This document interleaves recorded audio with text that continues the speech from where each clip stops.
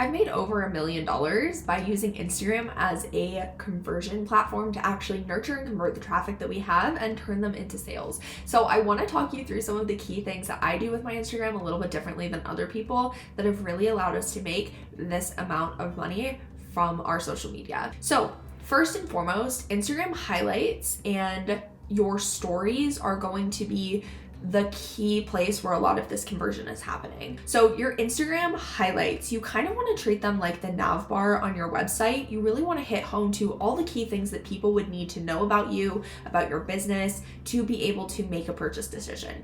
Now, if you guys have watched any of my content, you know there are 4 different types of buyers, and every single one of them cares about, takes different things into consideration when they're going to make a purchase decision. So your highlights are one of the easiest ways that you can make sure that you have information out there that's going to hit home to the things that these different buyer types care about. So for example, you really want to make sure that you are showcasing your brand's journey, showcasing your different offers, who they're for, what's inside of them. That's going to be really important for those analytical buyers so that they can get all the information that they need and they can step back and make a decision. Your driver buyers really need to see you as an authority. They want to know what the outcomes are that you're going to get them and what the transformation is going to look like.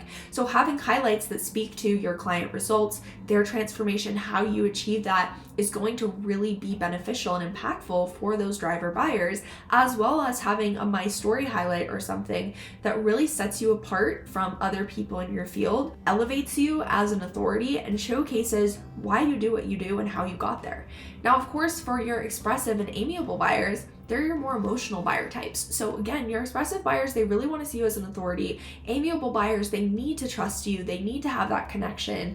And so you can really showcase these different elements of your community, what the client experience looks like, how it can impact the people around them, all the things that those buyers care about, all can be housed in your highlights. So I would make sure that you have different highlights that kind of tell the story of your brand and hit home to all of the things that they need to know from you to make a purchase decision.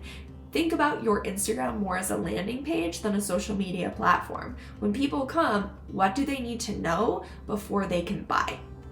Now with your highlights, of course, what goes hand in hand there is your Instagram stories. So stories are so powerful for direct selling, and I want to unpack a little bit of the psychology behind selling with your Instagram stories. So of course, we know that because of the algorithm, Instagram is a relationship-centered platform, and so the people that are watching your stories are your most engaged followers, viewers, and leads. So we know that those are the people that are paying the most attention to you, that are the most locked onto you, and are going to be the warmest. So a couple things that you're going to want to do to take those warm leads and push them over the edge into a conversion is, number 1, creating a sense of urgency.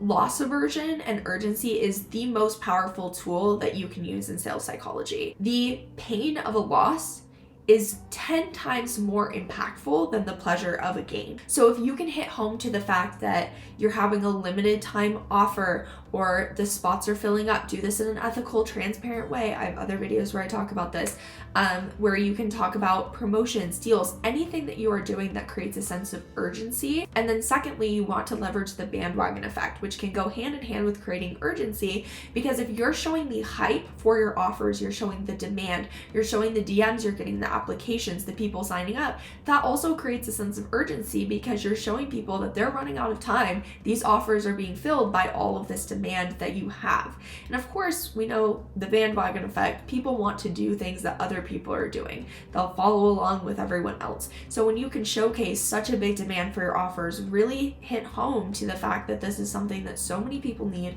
why they need it, and then showcase people just being clamoring to get inside of this offer is going to be so impactful. The other thing with Instagram stories is that you really want to leverage transparency and showcase what's happening behind the scenes of your business and break the wall between what people are seeing on social media and what's actually happening. So that's part of leveraging that bandwagon content, but also showing people what it actually looks like inside of your business.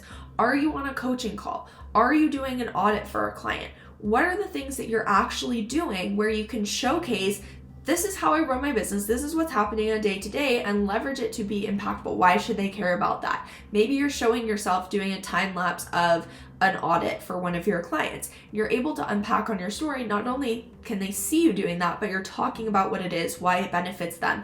And so connecting those dots for people is so important. Now, the other thing to know about Instagram is that because there's so many different types of content that you can post on that platform, every piece of content serves a different purpose. And so if you're disappointed with the performance of one type of post, likely it's because you're trying to get it to perform in the way that the other posts are.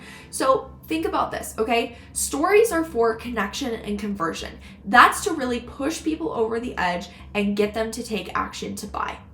Short form content, so your reels, that is your outreach that's happening on Instagram. So this works really well, of course, because people are scrolling, you're able to go viral, you can grasp attention quickly and bring people right to your account where you then have all of those highlights, all that information. You have static posts where they can really get to know you. You can have DM, voice message conversations with them. So it's really just to grab their attention, bring them to your account, and then the nurturing should happen there. So when it comes to creating short form content, your goal is not necessarily engagement or comments. Your goal is outreach and shares, because shares are directly correlated to watch time. So you want to reach as many people as you can. We're not worried about likes. We're not worried about anything else. We're worried about reaching as many people as we can with our outreach content.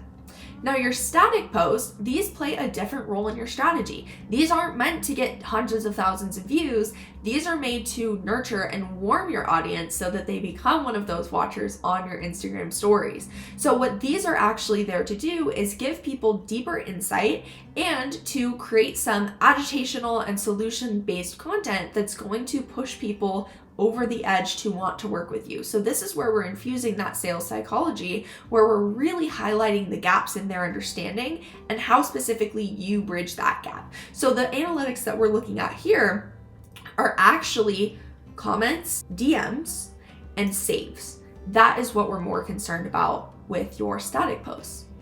Now, when it comes to your analytics overall for your entire account, you need to, one, have an understanding of how many new people you're actually reaching every single month so that you know what you should be expecting in terms of sales so that you can analyze what's actually happening. So let's say you're reaching 100,000 new people every single month. How many of those people are actually coming and viewing your profile? How many of those people are clicking on your link? How many of those people are actually signing up to work with you, right? So having that understanding will give you an idea of where the gap is in your process. Is there something on your profile that's causing them not to click your link? Is there something once they go to your link that's causing them not to book or buy from you? You can isolate what the problem is by looking at the performance of your content, looking where people are going, and tracking that consistently. Every single piece of content has a different intention. Those carousel posts are more so for nurturing and converting. Your story posts are for you to convert, and your video outreach content is for awareness and attraction. So you want to pay attention to different things and not be discouraged when your static posts aren't getting as many views or when your reels aren't getting as many comments or likes, because that's not the intention. You want to use the platform the way it's meant to be used. Make sure that you're infusing that sales psychology so that you're able to very easily and repeatedly pull new people into your audience, nurture them, and then drive them to a conversion by understanding their buyer types, what they need to hear from you to make a purchase decision, and knowing how to position yourself as the solution to the problems that they have. If you do those things, you are going to have a very easy time of attracting, nurturing, and then selling using your Instagram.